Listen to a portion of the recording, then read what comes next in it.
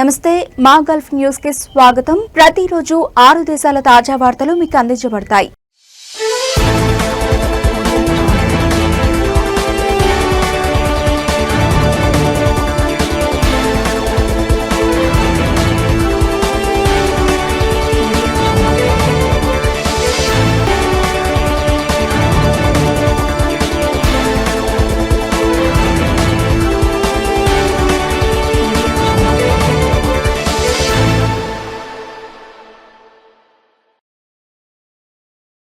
June 1 నుండి Dubai వాహనదారులు ప్రతి సాలిక టోల్ గేట్ దాటడానికి 5% విలువ ఆధారిత పన్ను చెల్లించాల్సి ఉంటుంది.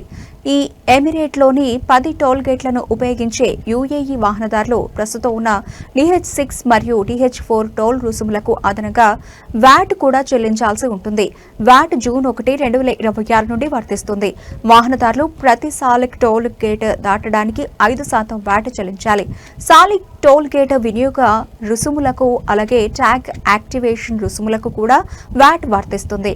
రద్దీ సమయాల్లో ఉదయం 6 గంటల నుండి 10 గంటలు మరియు సాయంత్రం 4 గంటల నుండి 8 గంటల మధ్య ప్రతి ప్రయాణానికి DH6 రద్దీ సమయాల్లో ఉదయం 6 గంటల నుండి 10 గంటలు మరియు సాయంత్రం 4 గంటల నుండి 8 గంటల మధ్య ప్రతి ప్రయాణానికి DH6 30 రద్దీ లేని సమయాల్లో ఉదయం 10 గంటలు సాయంత్రం 4 గంటలు మరియు రాత్రి 8 గంటలు తెల్లవారుజామున 1 గంటల మధ్య ప్రతి ప్రయాణానికి DH4 రద్దీ లేని సమయాల్లో ఉదయం 10 గంటలు సాయంత్రం 4 గంటలు మరియు రాత్రి 8 గంటలు తెల్లవారుజామున 1 గంటల మధ్య ప్రతి ప్రయాణానికి DH 4.20 రాత్రి 1 గంట నుండి ఉదయం 6 గంటల మధ్య ఎటువంటి రుసుము వర్తించదు.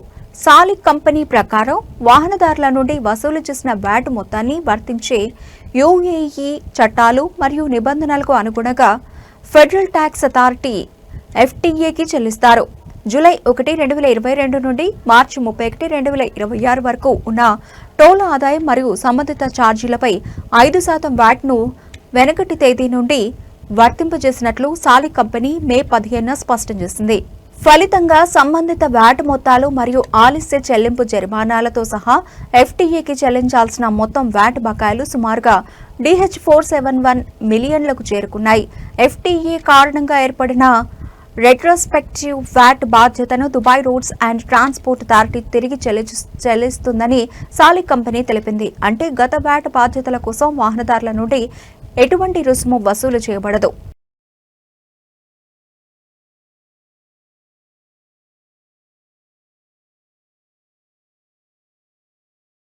ప్రాంతీయ ఉద్రిక్తతలు 2026 మొదటి త్రైమాసికం చివర్లో వినియోగదారుల కార్యకలాపాలు మందగించినప్పటికీ ఖతార్ రియల్ ఎస్టేట్ మార్కెట్ స్థిరంగానే ఉందని వాల్యూ స్టార్ట్ తన తాజా డేటాలో పేర్కొంది.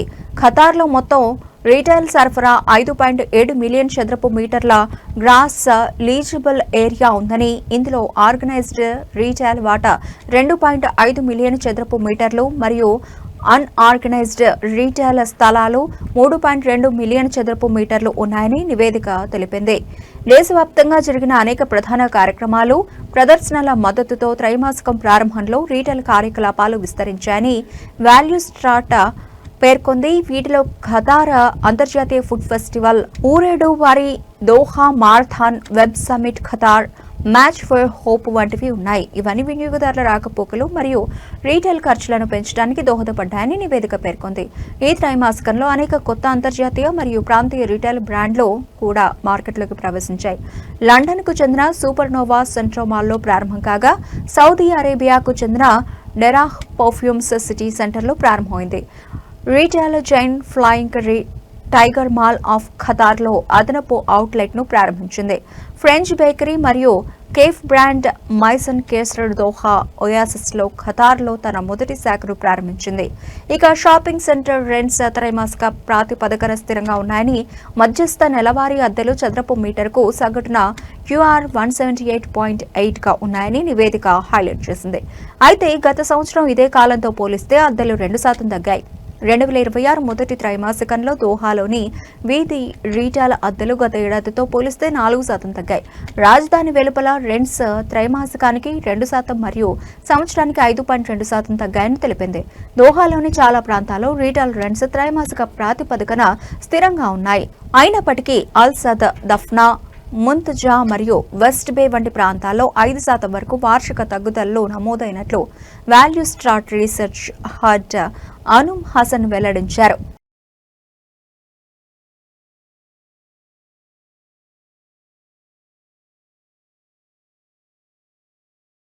కౌలాలంపూర్ అంతర్జాతీయ పుస్తక ప్రదర్శన 2026లో తన పెవిలియన్ను సౌదీ అరేబియా అధికారికంగా ప్రారంభించింది. ఇది సాహిత్య, కళాత్మక మరియు సాంస్కృతిక కార్యక్రమాలతో కూడిన విభిన్నమైన కార్యక్రమం అని, దీని ద్వారా సౌదీ అరేబియా గొప్ప సాంస్కృతిక వారసత్వాన్ని మరియు సమకాలీన సృజనాత్మక విజయాలను ప్రదర్శిస్తుందని అన్నారు.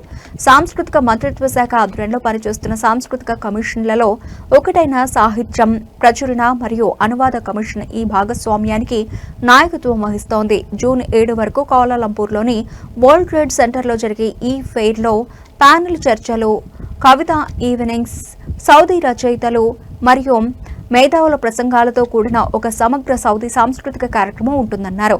దీనితో పాటు ప్రదర్శన ప్రాంగణం లోపల మరియు వెలుపల సాంప్రదాయ సౌదీ కళల ప్రత్యక్ష ప్రదర్శనలు కూడా ఉంటాయని తెలిపారు.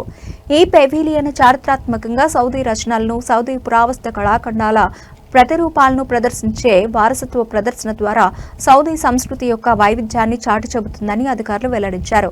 ఒక ప్రత్యేక ఫిల్మ్ కార్నర్ ప్రముఖ సౌదీ సినిమాల నుండి కొన్ని భాగాలను ప్రదర్శిస్తుందని ముఖ్య కార్యనిర్వహణాధికారి అబ్దుల్ లతీఫ్ అబ్దుల్ అజీజ్ అల్ వాసల్ తెలిపారు. ఆసియాలోని ప్రముఖ సాంస్కృతిక కార్యక్రమాల్లో ఒకదానికి సౌదీ అరేబియా గౌరవ అతిథిగా ఎంపిక కావడం సౌదీ అరేబియా మరియు మలేషియా మధ్య ఉన్న బలమైన సాంస్కృతిక సంబంధాలను ప్రతిబింబిస్తుందని అన్నారు.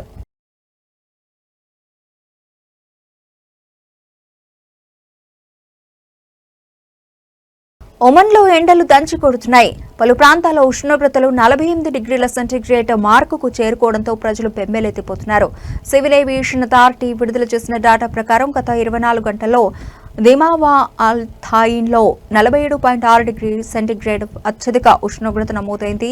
ఇతర అనేక ప్రాంతాల్లో అధిక ఉష్ణోగ్రతలు నమోదయ్యాయి. అల్ రిస్తాక్ మరియు అల్ కామిల్ అల్ వాఫీలలో చెరో 47.4 డిగ్రీ సెంటీగ్రేడ్ నమోదు కాగా, సుర్లో 47.3 డిగ్రీ సెంటీగ్రేడ్ మరియు బెద్బిద్లో 47.2 డిగ్రీల సెంటీగ్రేడ్ నమోదయ్యాయి. ఫాహుద్లో 47.0 డిగ్రీల సెంటీగ్రేడ్, బౌషర్లో 46.9 డిగ్రీల సెంటీగ్రేడ్, అల్ అమరాత్లో 46.8 డిగ్రీల సెంటీగ్రేడ్ ఉష్ణోగ్రతలు నమోదయ్యాయి. అత్యంత వేడి ప్రదేశాల జాబితాలో ఉన్న సునైనాలో 46.6 డిగ్రీల సెంటీగ్రేడ్, నఖల్లో 46.5 డిగ్రీల సెంటీగ్రేడ్ ఉష్ణోగ్రతలు నమోదయ్యాయి. ఒమన్ అంతటా వేసవి వాతావరణ తీవ్రత పెరుగుతోందని వాతావరణ శాఖ వెల్లడించింది.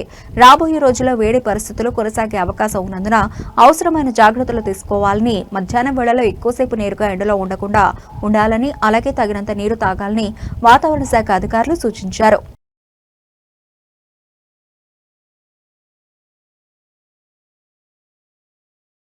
(6,186 మీటర్ల ఎత్తులో ఉన్న క్యుజోరీ పర్వతాన్ని అధిరోహించిన అతి పిన్న వయస్కుడైన పర్వతారోహకుడిగా గిన్నిస్ ప్రపంచ రికార్డు నెలకొల్పాలని ఒక యువ బహ్రెయిన్ సాహసికుడు గొప్ప కలలు కంటున్నాడు.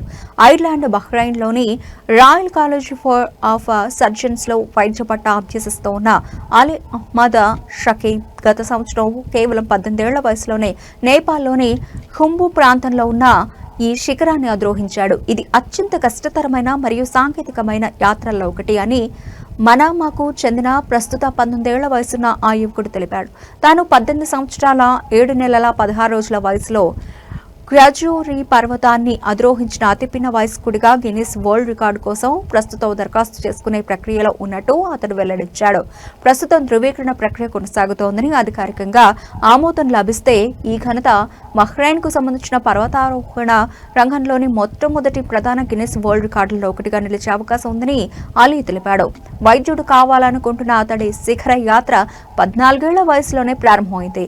అప్పుడు అతను సముద్ర మట్టానికి 1000 మీటర్ల ఎత్తులో ఉన్న ఎవరెస్ట్ బేస్ క్యాంపుకు తన మొదటి యాత్రను ప్రారంభించాడు. అతనితో పాటు అతని తండ్రి డాక్టర్ అహ్మద్ షకీబ్ కూడా ఉన్నారు.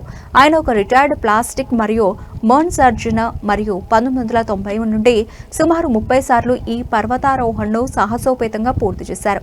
తన తండ్రి అడుగుజాడల్లో నడుస్తూ సాహస క్రీడల పట్ల అమితమైన ఆసక్తి ఉన్న ఈయన ఎవరెస్ట్ బేస్ క్యాంప్ను మొత్తం 4 సార్లు అధిరోహించారు.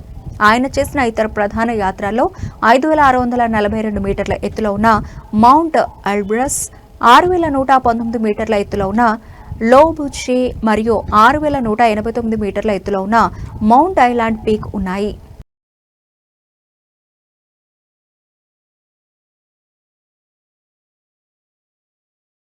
అల్ జౌర్ బీచ్ లో తన కుటుంబంతో కలిసి ఈత కొడుతూ ఉండగా షార్క్ దాడి కారణంగా 11 ఏళ్ల కువైట్ బాలిక గాయపడింది.